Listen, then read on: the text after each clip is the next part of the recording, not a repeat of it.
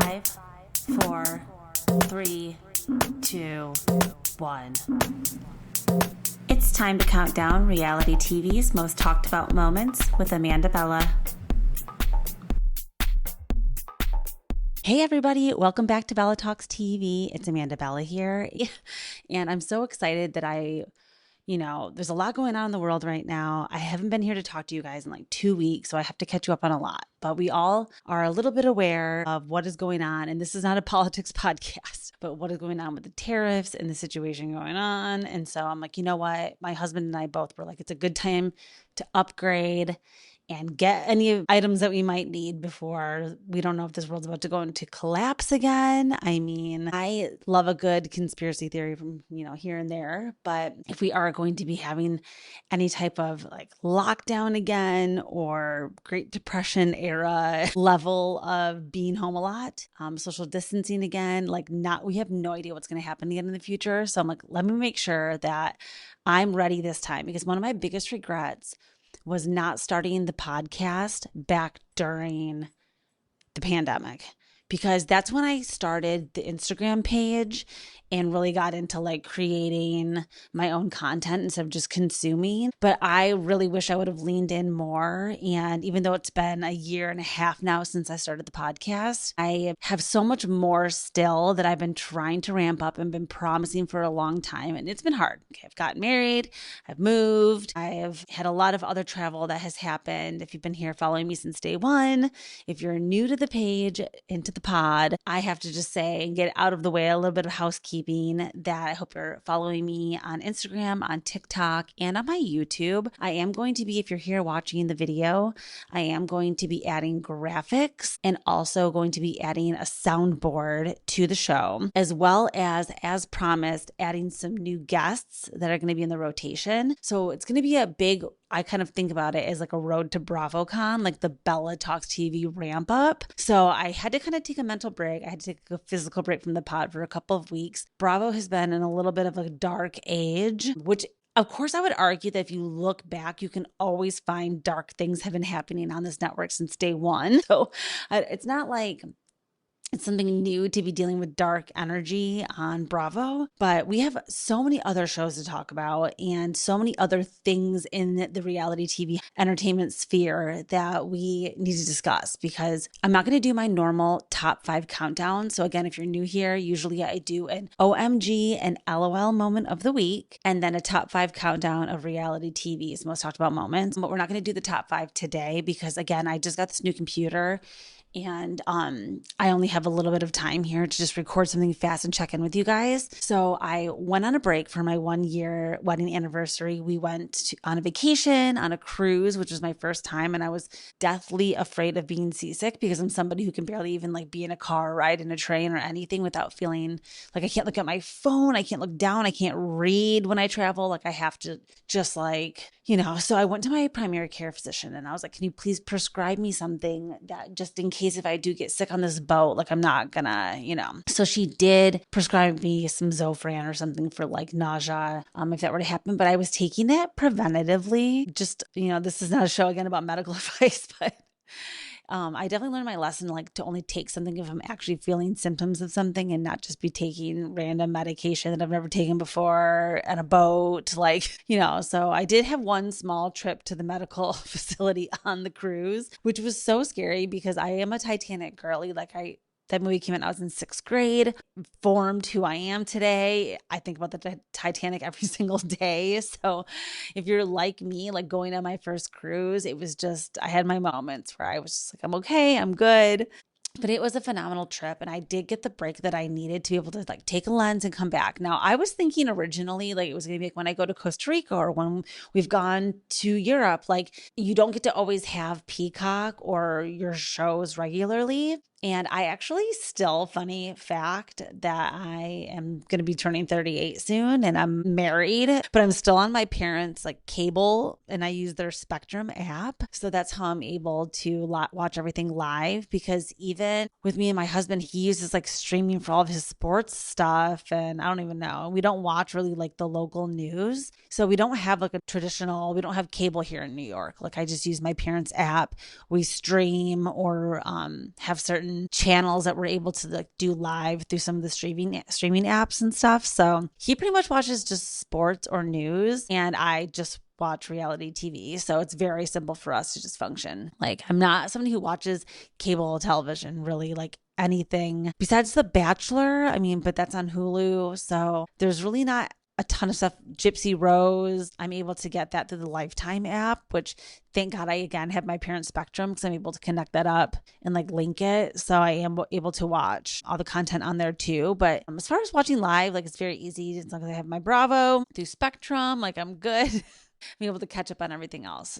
Instead of doing my traditional countdown today, I wanted just to run through some like headlines about reality TV that have been going on lately. Because again, like I was kind of saying with the Spectrum and the Peacock and stuff, like going on vacation, some shows I could see, sometimes I couldn't get them live, depending on like where we were on the cruise. So I missed some things. I had to catch up when I got back. I was trying to give myself some time to like really think about it and like also like cool down again. And also like I am just so turned off by like the Paige and Craig drama in the Summer House and Southern Charm and like everything airing at the same time has been like too much for me. And I really needed to just like escape from that for a little while. And we'll get into some of the other headlines. But just to give you a rundown, this is going to be like a random reality catch up with you guys. So let's run through some Page Six headlines. That is, you know, being a New York based person, I love Page Six. Page Six is like sometimes the unspoken housewife, or like Watch What Crappens would call it, social media, who's like the the unseen housewife in every group. And Page Six is kind of like that girl. I definitely know Page Six is biased as hell, but I sometimes like that, and I think that makes the articles like more interesting on who they decide to like use to have interviews with and who they decide to like not acknowledge. And you'll see some like repeats. But okay, so let's just run through a few. So we're gonna start with Sammy Sheen having her car repossessed. Even though she makes millions on OnlyFans every year, she's reported up to make like $3 million so far on OnlyFans. And again, I've talked previously in my last episode about Denise doing OnlyFans and with her daughter and kind of how I think about all of that. So go listen to my latest episode if you didn't. You will kind of get my full opinion on that. But I enjoyed watching this season of Denise Richards and Her Wild Things. I wasn't sure at first because Denise really kind of comes off as a slob kebab.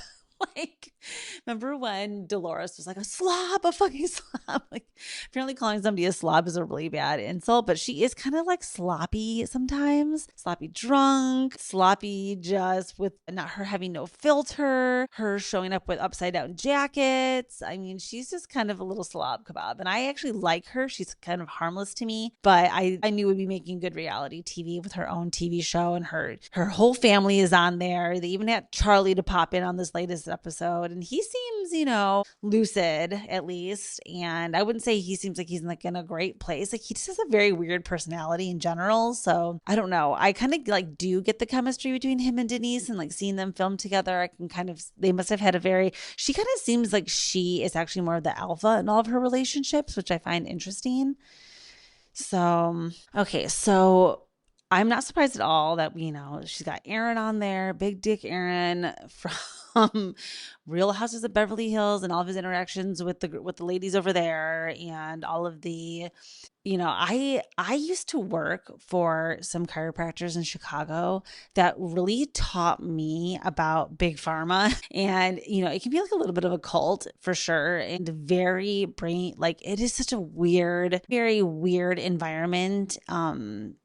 That chiropractors work in. So I learned a lot over like the many years that I worked for these types of companies when I was living in Chicago. And I know how Erin is thinking, that he like has this clinic that is all holistic and the doctors want to like close them. It can be a very like paranoid feeling, because you do feel, I think there's always like a little piece of you that like knows you are full of shit. And like, no offense to any chiropractors listening, I'm so sorry, but like I said, I have a little bit of an opinion after working in that field for so long with them. And I still see chiropractors. Like, I still go to the chiropractor. I'm not saying, it's just the idea that it solves everything including even like mental health. It's very crazy. So I can see how Erin has been sucked into this world of like living where people are coming after him. But luckily he didn't get very much into that this season. He just seems like he's very supportive of Denise. He doesn't get jealous. He helps her take all of her photos. He helps her with her makeup and her hair when she goes on red carpets. You know, he seems like a very supportive husband. So she's got all these dogs. She's got the daughter with the special needs. Charlie Sheen is the ex. Like, he puts up with a lot that comes with Denise. And I don't know, I'm kind of a little bit of an Erin fan. Oh, then we have Sammy and Lola, the daughters. And Sammy, she comes off again. Like I talked about this in my last episode. I love that she's like a little raver chick. I love that she's like a little, empowered by her OnlyFans sex work. Like, I actually am kind of into it for her. She's definitely Gen Z and like represents a lot of what I feel like that generation stands for and believes in. So she was like a good representative. And then I'm not sure how much younger Lola is. I don't think that much younger, because I think Denise said Sammy was maybe, toddler years when Lola was born, and then she got divorced from Charlie while she was pregnant with Lola. I love little Lola. I was so much like Lola, you guys. Like, you have no idea. From the time that I was like probably 17 till I was like 18 and a half, 19, like a good year and a half, almost 2 years that I spent transitioning from high school into my first year of college. I was extremely Christian. I was involved in like mega churches. I had church friends, and I would be mad if people were like using drugs around me. And like, I definitely went through a phase, like just like Lola. And I'm very curious. Like, I like to watch girls that like are kind of like Mariah from Welcome to Plathville. Which, oh my gosh, we have to talk about that next, like mental reminder. But when Mariah was also like starting to rebel and get older and was like, okay, I'm like, I don't believe in any of this stuff. Then she got like the rebel tattoo, and she's all covered in tattoos now. She does her hair black. She has red lip. Like, she's just so different now than when she was very Christian. Like, I love kind of watching people having like their spiritual awakenings. So I'm curious about the future of Lola. She's like such a little cutie patootie right now, and she seems so innocent and adorable. But I wonder, what will break her, if ever. Not that I'm hoping for that, but it almost seems inevitable sometimes. So her and Sammy could not be different. And I enjoyed the show. It was an easy watch for me. There were like 22-minute episodes. I found all of her friends and family to be very interesting. She also did so many scenes with other housewives, ex-housewives. I enjoyed her sit downs with Erica and Camille, showing up for Garcelle's movie premiere. I thought it was a great season. So I think that she'll get a season 2, which, wow, good for her. Good for her. So let's move right over to just talk briefly about what happened in Welcome to Plathville. It's not one of the page 6 headlines, but if you guys do watch that show, and like, please tell me, you'll promise me you'll at least try. It is very slow, but that works for a lot of people. If you like to watch like a very, very slow car crash, start season 1, episode 1 of Welcome to Plathville. Okay, so Welcome to Plathville. It's about a very Christian, again, why I love this show. It's a very Christian family growing up in the South and in Georgia. As the kids get older, there's 9 of them, I think. They all become, in their own relationships. They all experiment with different things. They all go through, and there's still like 4 kids living at home. And I can't get into like all of the lore of Welcome to Plathville right now, but there were a few kids still living at home. So like, they're not even, and Kim and Barry are divorced now, and Kim was living on a boat last time we saw her. Okay, there's just a lot going on. And at Lydia's wedding, so Lydia was like the 5th youngest daughter in the family. She just recently got married. She's extremely Christian still. She had this little closet she used to pray in with all these little prayers over it. Like, she literally only talks about God and her relationship to God. Like, that's her whole personality. She met a guy, though, equally Christian. They just got married. And at the wedding, there was a big brawl. And there was a physical fight where one of the youngest boys, I think the youngest boy, actually, Isaac, gets into a fight with Micah, who's like the super pretty model one that moved out to LA that Andy's had on Watch What Happens Live, like the only Plath that's been on the show. Because, I mean, I don't know if he necessarily gay baits, or if he is actually bisexual, or if he just goes and like if he's gay for pay. Like, I don't want to allegedly say anything about Micah, but there's something there. And so Andy, I think, was very intrigued by like his personality and him being a model and all this stuff. But okay, there was a huge fight between the two of them, and it was so bad, I guess, the younger brother beating up Micah, that he almost lost his nose. Like his nose was almost ripped from his face. I guess they were able to like save it, but holy shit. Micah, I mean, like I said, he was the pretty one. Like he was a literal model. So I can't believe that this happened to him. I'm sure his like career is going to be over now because of this. This is huge news. And I'm sure cameras were up for this. So let's see what you got, TLC. Let's see what you got. So let's go back to page 6 over here. The next headline is about Kelly Farrell from Real Housewives of Atlanta, the new season, new housewife. We just met her 4 episodes ago. She's new on the scene. She is the waffle queen. I'm really into Kelly so far. Okay, first of all, she is tiny. And she went on Watch What Happens Live and she is 5 foot nothing. Snooki's only 4'8" or something. Tiny. So Kelly just looks so small next to all these ladies filming. She just is fun size, as she says. I'm really into her so far because, okay, she has 4 daughters and with her ex-husband. And he was physically abusive to her. And he also threatened to kill her in court. They had to hold him in contempt of court. She taking care of her daughters. It's giving Juicy Joe getting deported and Teresa stepping up to take care of her 4 daughters, the daughters. It's giving, she's a fantastic cook in his franchises, chicken and waffles, whatever's going on there, the waffle queen. She refuses to like give up on her business. She's fighting to the death. He apparently drained all of the company money. She had to like sue her ex. I love that she doesn't drive and she owns a Sprinter van that is branded like Kelly's Waffles or whatever. And that's how she gets around with all the daughters and all of her friends. And she's just sitting in the back, eating the McDonald's Happy Meal, watching shit on her iPad. And she just moves like a boss. I'm really into Kelly.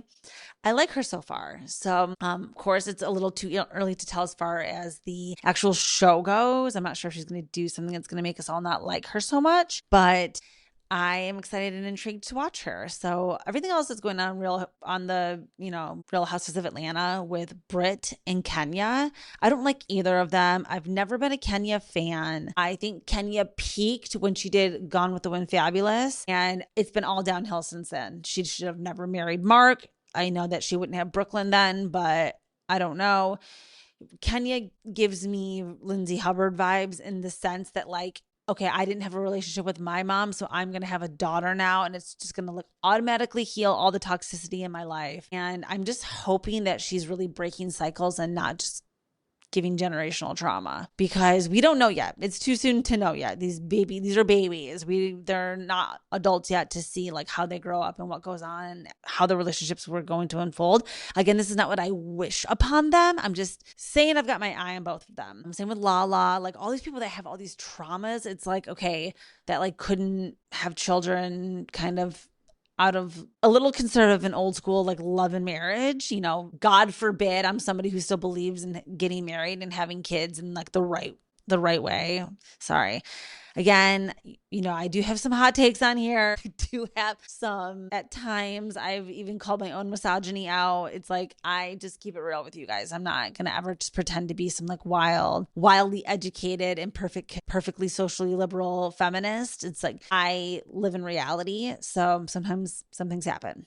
But anyways, I love the way that Kelly has stuck up for what I think is right in the moment. She left with Britt from the opening when they all noticed that Kenya was about to like go left on her. She left with her friend who she came with. It's giving Dolores being like, hey, I rode with you. I have to leave with you over in Jersey. So I like that like old school mentality that Kelly's kind of bringing. Like she's comes off like a girl's girl to me. And Kenya was the opposite for me. She totally lost me. I knew she was capable of going that low. I think she has gone this low in the past. And one thing about what's going on with Kenya is she's used other people's bad behavior to justify what she's doing. She's like, okay, well, Portia did this. Well, Candy did that. Phaedra did this in the past. Yeah, but you can't, like, 2 wrongs don't make a right. You can't be like, okay, what they did was worse. You should be holding yourself to a higher standard. You shouldn't be just trying to compete with the past drama and the past attacks that have happened on these shows and being like, yeah, well, I didn't go like as hard. That's not like the gauge to use. You kind of have to like really use your own common sense and your own emotional intelligence to be like, okay, this is like not a good look. It wasn't good for the salon. It wasn't good for baby Brooklyn, who the entire like ceremony in salon is dedicated to. It just, Kenya being like, oh, Britt's taking money out of my child's mouth. Like, no, Brittany never did that. That had nothing to do with Brooklyn. Like, you're actually harming that. So, okay, again, it's another controversial thing you'll hear me say on here. Like, mothers don't just automatically get a pass. Like, we got to hold mothers accountable too. And that's how we do help prevent. Sometimes they need outside perspectives, especially women that like aren't in therapy, that just have yes people around them. Like, even when Kenya was spiraling, crashing out, she was still saying her taglines, like, don't come for me, clacking the fan. And then the whole room being like, unless I send for you. Like, it's giving kind of like Dorinda too, when like Dorinda got on pause. It was like too much of playing a character, too much of wearing the self merch, saying their own taglines, and then also having these like internet people like around at these events that are fans. I don't know. She got lost in the sauce there. So that was my official opinion about Atlanta. I'm also loving Angela Oakley. She's giving me old school housewife vibes. She's giving me older lady, rich, married to celebrity vibes. I'm here for it. Really, really loving her. Okay, so the next headline is Freak Gypsy Rose Blanchard makes TMI confession about Ken Urker sex life. So you guys, Gypsy is back. Gypsy is going Gypsy down on the bayou. Okay, I am loving this season. It's not ever going to be as good as season one. Season one peaked. It's really, really, really hard to follow up that season of reality TV. It was a perfect season of reality television last year. So if you have not been watching Gypsy and you haven't given it a chance, the whole first season is on Peacock now. So you don't have to have Lifetime. You don't have to have cable to download it. Go on your Peacock app and start watching Gypsy. So, okay, Gypsy in this recent episode, I can't recap like everything that's happened so far, but we can just roll up on into this latest episode. So we're hating Ken, right? Like, we all agree. Like, when Ryan does the polls, red for Ken, blue for Ryan, like we're all blue for Ryan, right? So Ryan's not going to be in this season as much, but like, thank God they find a way to work him in every single episode so far, because I need my Ryan and Pixie fix every episode. One of the best parts of this entire season so far has been the debate between whether or not Ken was going to be the father of Aurora, or if we thought maybe there's a possibility Ryan was going to be.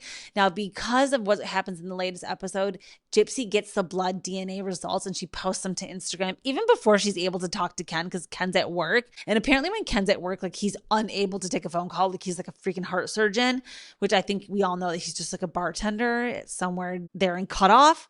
It's not like he's bartending some Times Square happy hour, bar in New York City.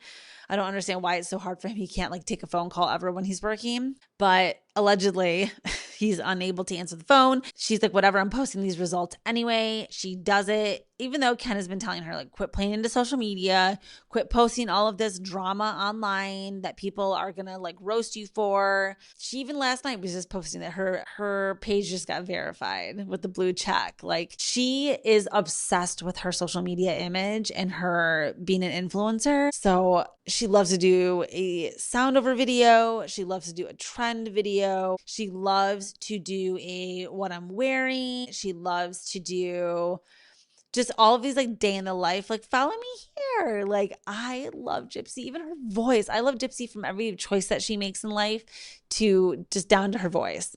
And in this latest episode, she's talking about how she hasn't really been that sexually active with that many men, and how she's been labeled as like a loose woman. And I mean, these are all direct quotes from her. And let's just review quickly why Gypsy thinks that she's a freak. So she used to do like webcam videos and dress up like a suicide girl, which if you guys don't know, if you know, you know. But they kind of dress up like gothic, like little gothic, like sexy gothic stripper vibes. And then she used to also do that with cosplaying, like, think if you're going to Comic-Con, like sexy girl from Star Wars, sexy Disney princess, sexy Rainbow Bright, like kind of these different characters and like doing them sexy and like doing videos online for like men. So that was kind of how she got started. Remember, she like had to like sneak having a Facebook page, sneak having any type of social media because her mom didn't allow her to have it. And remember, like Gypsy was 23, I believe, when she participated in the unaliving of her mother. And she was being forced to be in the wheelchair, and she was a full adult. Like she had needs, she had urges, she had questions.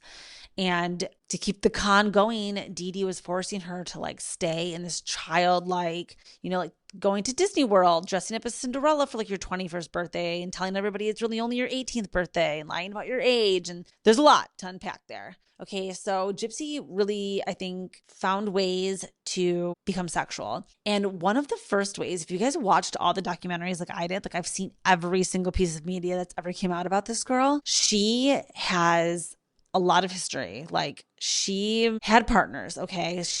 Her first boyfriend that she met online, Nick, that was the one that helped, again, participate in what happened to Dee Dee. And he's serving a life sentence for this now. He is on the autism spectrum. And I think Gypsy, I don't blame her for not being aware of that, because I think that there's tons of people, especially the way that she grew up, like in the South, a lot of people don't recognize that. They're just like, oh, that boy's slow. Like he's a little different. Like they don't really see the diagnosis and look at things the way that like, people of a higher IQ are able to process the world.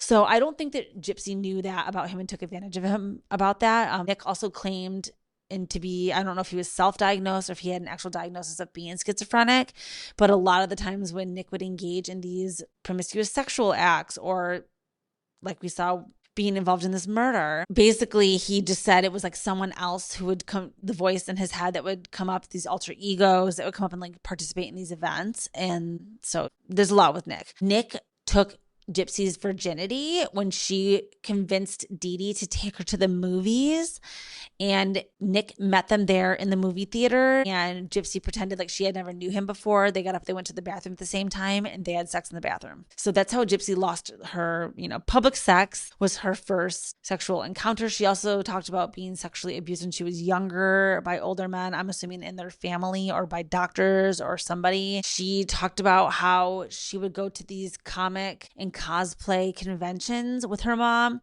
and sneak away with her wheelchair. There was one time where she disappeared for a while, left the convention completely with a much older man. I believe his name was Dan. And they didn't even talk about this. This is like one of her best kept secrets. She doesn't even mention this in the recent episode when she talks about all the men that she's been with. She leaves Dan out. And I think that that's for many different reasons involved with her case. And I don't even want to get into that. But she, had allegedly sex with him or had some kind of sexual relationship with him.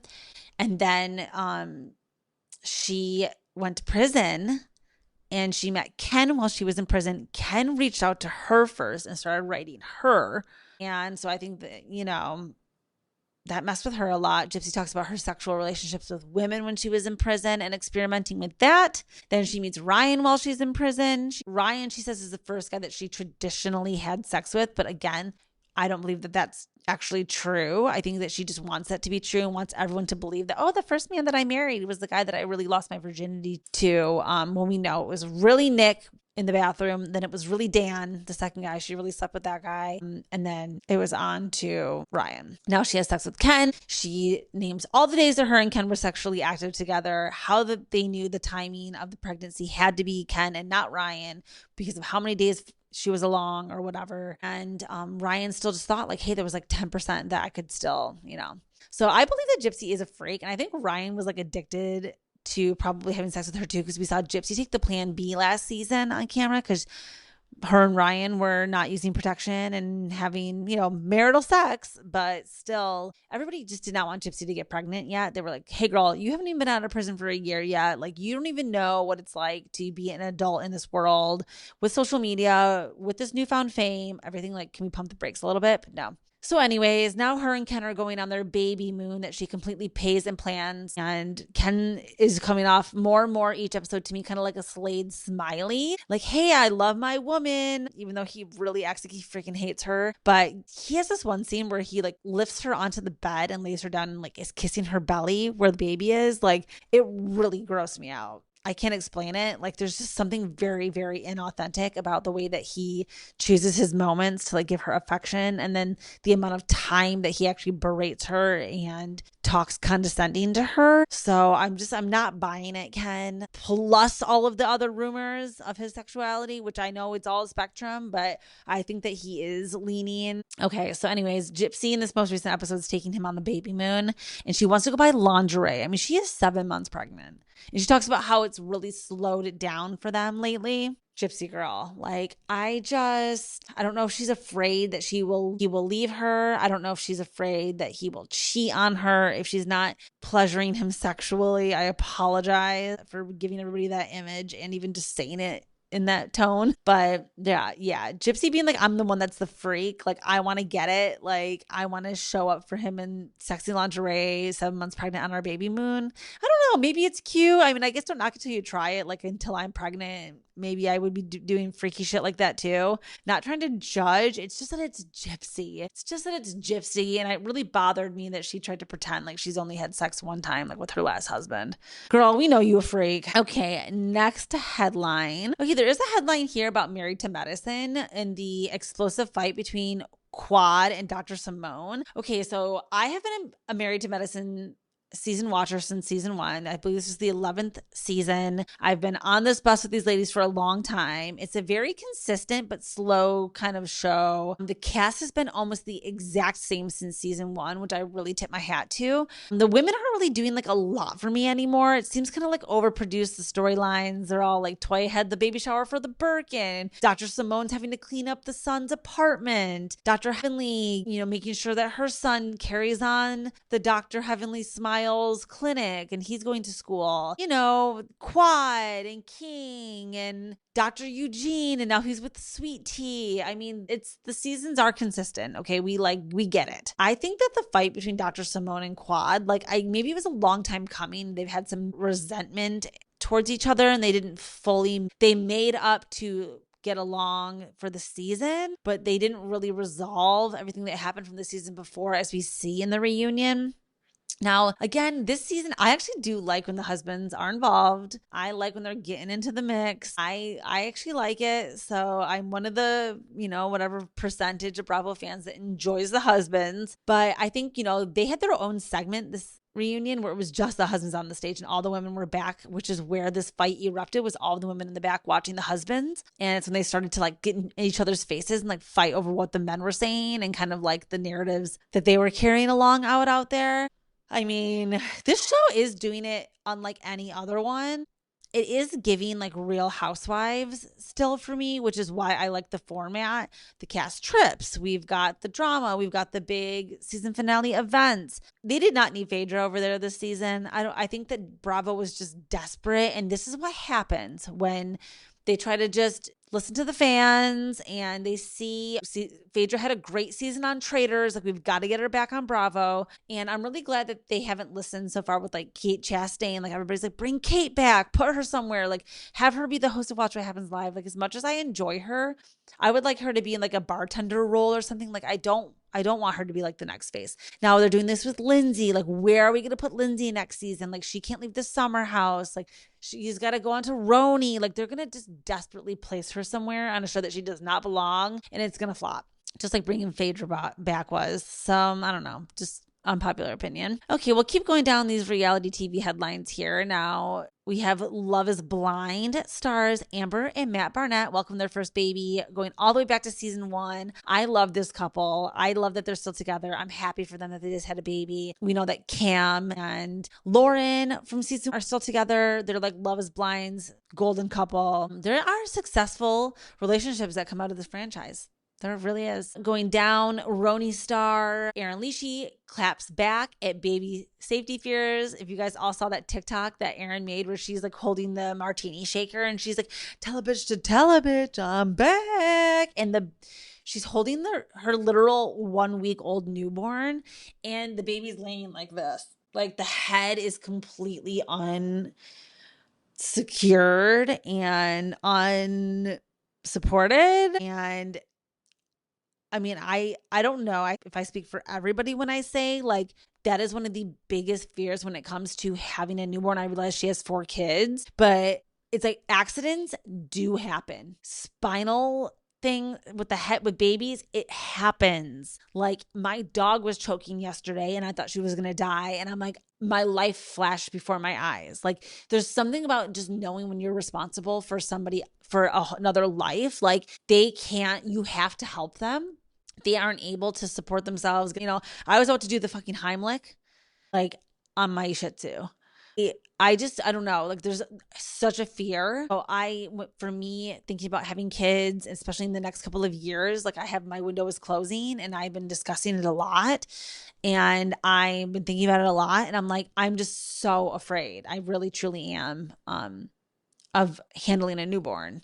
And I know that they're not that small forever, but it's like a huge fear. So I'm like dying at that. I think Erin being like, it looks worse than it was. The baby's fine. Like relax. Interesting approach. I do think the picture in the video like did look bad.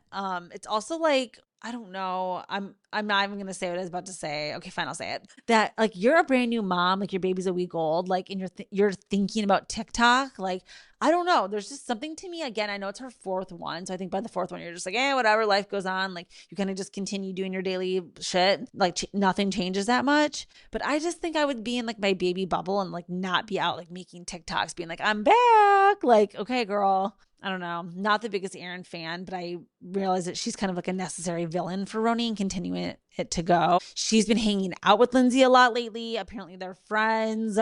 I have a feeling, yes, we are going to be seeing Lindsay on RHONY. I'm actually have came to peace with it after talking a lot of shit about it, because I think she will only be a friend of, and for that reason, she won't need to show Turner and the baby. As again, they're not going to be able to film her face. They're going to have to like literally blur the baby out because Turner has said he won't sign the papers for the baby to be filmed. So it's going to be interesting. It's going to be, it's going to be literally just Lindsay, which is kind of what people want anyway. And she can just talk about being a mom and living in New York. So I think we're going to see her. I'm just happy it's not Paige. I think Bravo. I think everybody's confirmed like Paige is not going to be on RHONY. So thank God. Okay, continuing down our headlines, we have RHOBH recap. The Real Houses of Beverly Hills, Dorit Kemsley addresses the PK drama, and Garcelle was in the hot seat at the reunion. So Garcelle left Beverly Hills, you guys. Like, I feel like I'm winning the lottery lately. Like, how have I gotten so lucky that got rid of Crystal, got rid of Anne-Marie, got rid of Garcelle now? Like, we're cleaning house over there. Like, we got to get rid of some of these ladies. I want them to bring back Diana Jenkins. Like, there are other housewives. Like, remember Diana and Asher? Like, I'm obsessed with Asher, her boyfriend. Like, what was up with him? Like, I needed kind of like her to come back. I think that Dorit, people are so annoyed that she came out on top this season. She beat out Sutton. She beat out Garcelle. She beat out Kyle even. Like, people cannot handle it. I'm sorry. I've been a Dorit apologist for so many years and I love it. I just like am gloating. I'm glowing right now at the fact that I was fucking right. I was fucking right about Dorit. I was right about some of these other boring ass ladies getting fired. Now, one thing I'm very unhappy about is the way Erika Jayne's been acting. Like, what the fuck is up with her? The Marco thing that she refuses to pay the designers and said that they stole her money when they tried to charge her credit card for all of the costumes that she wouldn't pay for. Fucking over her. I'm mad at her not giving credit to the new designer that designed the dress for the reunion. I'm really pissed about that. Her saying it's some random designer. And now her third strike is the Brooke Candy in the song that she did the feature on for the film Honora, that won Best Picture that I also loved, Honora. That would be my whole personality, that movie if I was like 21 when that came out. I would become a stripper 1000% if I would have saw Honora when I was young enough to be one. So I just can't with Erika Jayne right now. I'm going to need her to get her fucking shit together. I don't think she's going anywhere. So I'm going to need her to come correct next season. Kyle, I'm sick of the Kyle Richards show. If you asked me like 6 weeks ago, I was 1000% sure that Kyle was quitting the season. And now I'm 1000% sure that that bitch ain't going nowhere either. Why is she's driving me crazy not admitting to any of the Morgan stuff. I understand what she's saying. Little Portia. She doesn't want Portia's life getting fucked up because Kyle decided to come out with Morgan. I understand that. But then she can't be on the show. Fine. Like when she said, I would never put exposing or hurting one of the people that I love for the TV show, for the fans, for a paycheck, all this stuff, very commendable. But then you can't be a reality TV star, babe. If you're saying I'm not going to share my life for a paycheck, that's what this is. So we're going to need you to excuse yourself because they'll never fire you. Like, can you please be like, hey, I'm taking a gap year. I'm going to Europe with Morgan. Please put us out of our misery for like just 1 year and just see what the dynamics would be like if you left. Leave Kathy on the show. And then we can have Kyle like check in with Kathy. Next headline, please. Shep Rose shades Paige DeSorbo for being MIA during Craig Conover romance. So Shep's had a lot to say about Paige recently, and I'm kind of like loving it because as we know, Summer House has been talking so much shit about Craig. Sierra's had her fucking foot on his neck. It's like, girl, she just transferred that energy. She just transfers the energy. Was Luke, then it was Austin, then it was West, and now she's giving the same smoke to Craig. It's like, please have several seats, please. It's like what Gabby does for Carl. Like you weren't with him. It wasn't your relationship. And they're nice to you. Like Craig was so nice to Sierra, and so was Carl to Gabby. He still is for no reason. She does not deserve that. But whatever. I kind of like that somebody came to Craig's defense a little bit. I mean, I've not been the biggest Paige fan lately. Of course, I will always give flowers to a girl that's killing it in her professional life. Professionally, Paige is murdering it. She's killing it. Book tours, Jimmy Kimmel, fucking Complex magazine. I don't know, whatever the hell else she's doing for this. Okay, you guys, the book is bullshit. I'm sorry. How to giggle. I don't know. To me, this is giving like a cash grab. This is giving ghostwriting. This is giving picture book, child's book. I don't know. There's something about How to Giggle by Hannah and Paige that like, I'm good. I'm just good. Giggly Squad is enough. So I think that they kind of just made this book so that they could have a tour. They made this book so they could capitalize off their popularity right now. I mean, whatever. Grab that bag. But I'm just not going to pretend like this is some like Art of War, I don't know, book that they put out that's going to just change how like psychologically everybody lives their lives. Like it's just not. So Shep Rose shading Paige for not being around because of all these professional endeavors that she has. Like I do agree. Like you make time for the man you love, the woman you love, whoever you choose to love, you make time. You make the time. And it's for her to just blame it on being busy. She should have just been honest from the beginning that she was not prioritizing the relationship. And that's why Craig was like, hey, I want to make sure that like when you go on tour, you're still prioritizing making time to see me. And instead her being like, he doesn't want me to be successful. No, he was literally saying, go out on tour, live your life,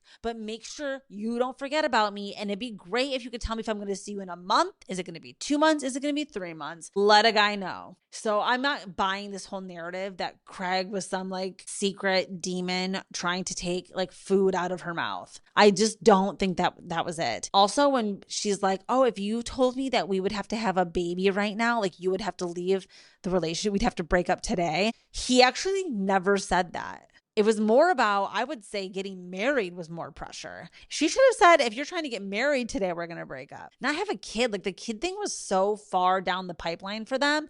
I think he really just wanted to be engaged and know whether or not they were going to be together forever. Him buying the ring, like I think this is what happened. This is my guess, allegedly, is that Craig only put a deposit in to have a ring made and that he went through the plans and he put in the deposit. I don't think the ring was ever manufactured. So I think that he went to Paige and was like, I bought you a ring. And that's when Paige was like, nah, I'm good, dog. Like, I don't want it.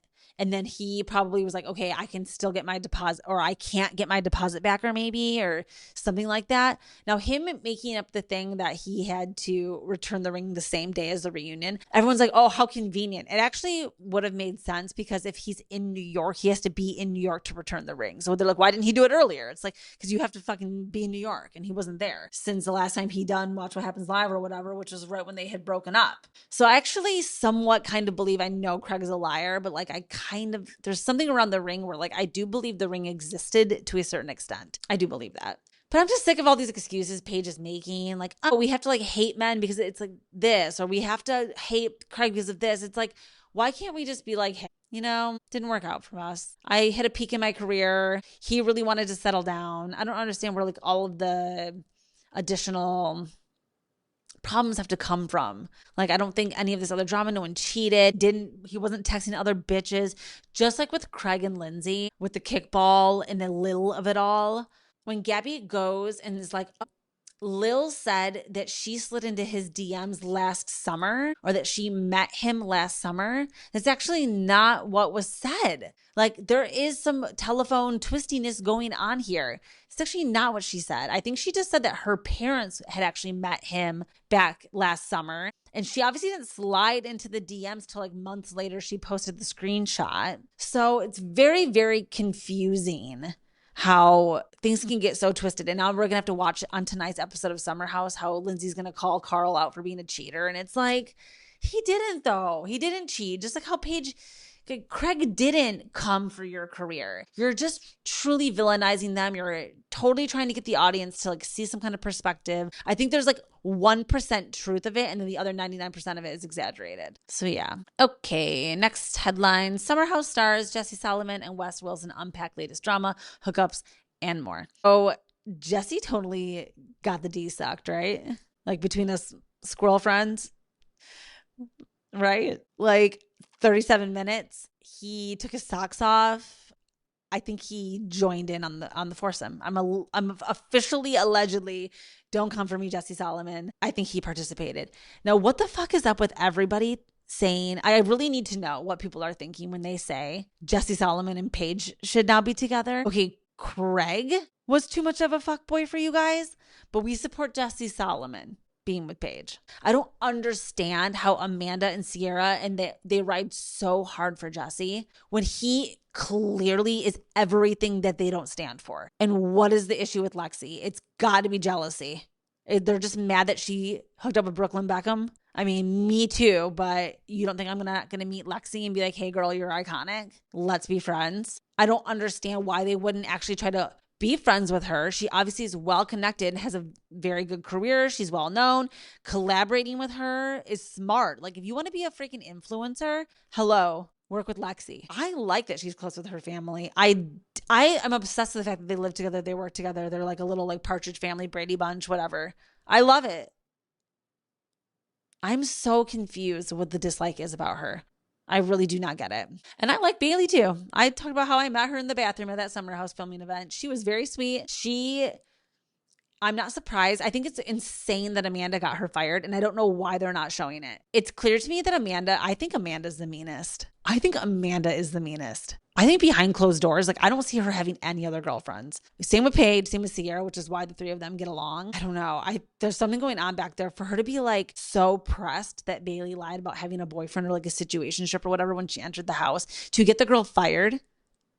And they don't even show us the storyline. It must have been that bad. Like, producers supposed to be like, we cannot like have another, like, we need to give Amanda and Kyle the good edit this season. Like, they've had enough. Not that I think Kyle's necessarily getting a good edit, but I just love my Cookie Monster. Jeez, I'm into West. I'm going to play trivia with West actually on the 22nd. So 2 weeks from yesterday, I will be at an event here in New York that West will be hosting a trivia night. And I'm going to be going to play some trivia. And I hope it's Bravo trivia. I don't know what kind of trivia we're even going to be playing, but I'm hoping Gypsy shows up. I'm sure he will. I'm hoping we get some other representatives from the Summer House there. And could this be the moment, you guys? Like, can we all manifest a moment right now? This is going to be how I get myself invited to the Summer House this season. It's time.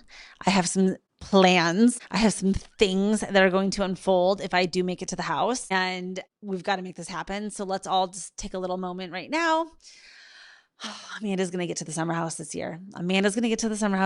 It's happening. It's happening. It's all happening. Speaking of it's all happening, we have the Valley premiering on Tuesday. Less than a week, we will have the Valley back on our screens. Now, today, this headline's not from Page 6, but I saw on People magazine, that Brittany Roughton Hill, that she is now coming out with the official diagnosis that Cruz is autistic and on the autism spectrum. And she's finally admitting it. So that's really good. I was really, really worried for a long time that Jax and Brittany were in denial because I grew up with a brother on the spectrum, and my parents, I don't want to say my mom was in denial. My dad definitely was because he was the firstborn son. Like, I have an older sister, then it's me, and then it was my brother. And, he actually has Asperger's, but they don't call it that anymore. Actually, they do just call it autism. Again, now Asperger's has been kind of discontinued as a label because of the founder, Mr. Asperger. He is very problematic. So my brother's on the spectrum. My parents were also in denial. They thought that he needed special education. They thought that he had a speech problem. He went to speech pathologists. Like,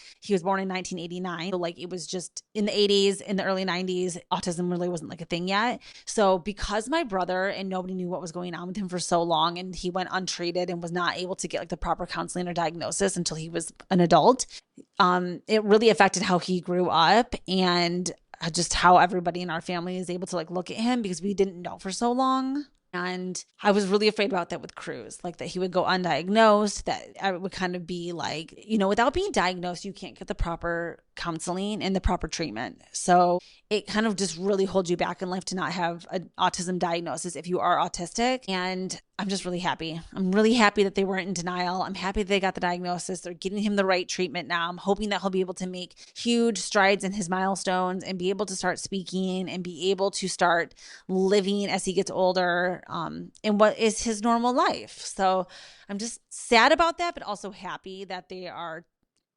confronting this head on, and that Sherry and Brittany aren't just sitting around being like, oh, he's fine, like kind of like with Gypsy, where it's like, she's a little slow. It's like, no, there's a chromosome missing here. Like, this is a real problem. So, okay. And speaking of that, let's end this episode on just one more reality TV. No, I watched all 7 episodes of the new season on Netflix of Love on the Spectrum, one of my favorite shows. I am obsessed with this show. I watched the non-US version, and then when they started the US version, it was just perfection. Danny, Connor, Tanner, James, they're all back. All the heavy hitters are back. Abby and David. We got introduced to Pari this season, who I love. Perry, my little tea princess. She lives in Boston. She loves riding the MBTA. And when I lived in Chicago, it was the CTA, like the Transit Authority. And she lives in the Massachusetts, Boston, right? Like, I think it's Boston Transportation Authority, whatever. She loves trains. She gets her little girlfriend, Tina, and they go on little dates. They be kissing in the garden. Then we had Madison, who also got introduced to us with Tyler, her country sweetheart. I am obsessed with them. And the fact that they're so physical and like are constantly making out in front of everybody, it makes me so uncomfortable, but it also like makes me so happy for her. I love them. I think that they're like my favorite couple now, even over Abby and David, who Abby was cracking me up all season. They go wine tasting. Like, what is Abby doing wine tasting? David, he just drinks milk and he's like pretending to do the wine. Then she sings him that custom song that she made him for the anniversary. Abby's singing voice is beautiful. Not a dry eye in the house. I loved them. The one, like, let's do a mini LOL moment of the week right now. I was dying laughing when Abby and David were on the boat and her hair was blowing over her face. And she was like, I look like Sia right now. Like, don't I look like Sia the singer? And she's just like sitting there and she's like, Abby, just the way that her mind works is amazing. Then we have James getting his first girlfriend. And a lot of people are like giving hate to James online right now because he's got such strong viewpoints, which are positive and are very socially liberal towards women and their rights to their own bodies. So he is a feminist icon, and I think everybody that's giving him hate for talking so much about what women do with their bodies can fuck off. I love him.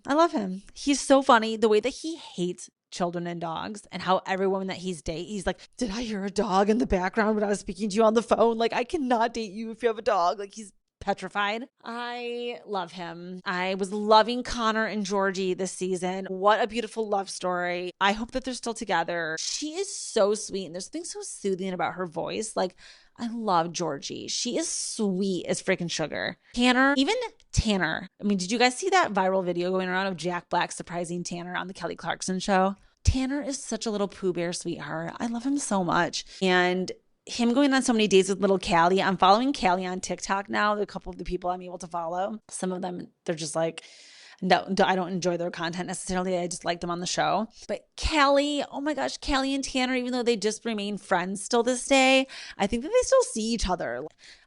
I'm not sure Tanner is truly like, I love Tanner too, how he lives in his like community housing with the two guys with Downs. Oh my God. This freaking show. I don't know if I forgot anybody, but I'm obsessed with this season. Please go watch. I'm sorry if I gave you guys spoilers, but I watched all 7 episodes in 24 hours. Go watch. It will change your life if you haven't seen Love on the Spectrum. Make sure you're watching Gypsy. I caught up with Teen Mom and stuff, but we'll talk about that maybe next episode. I just wanted to run through those headlines and do my first test of recording on my new laptop. So thank you all for being here. Thank you for joining me for another episode, and make sure you're all staying tuned, like I said, for the future developments of Bella Talks TV. Make sure you're following me. Make sure you leave me a review and a nice 5-star rating for your girl, and I will keep you guys posted on my house hunt and all the things coming up in the future for me. Okay, talk to you later. Bye, guys. Ciao, Bellas.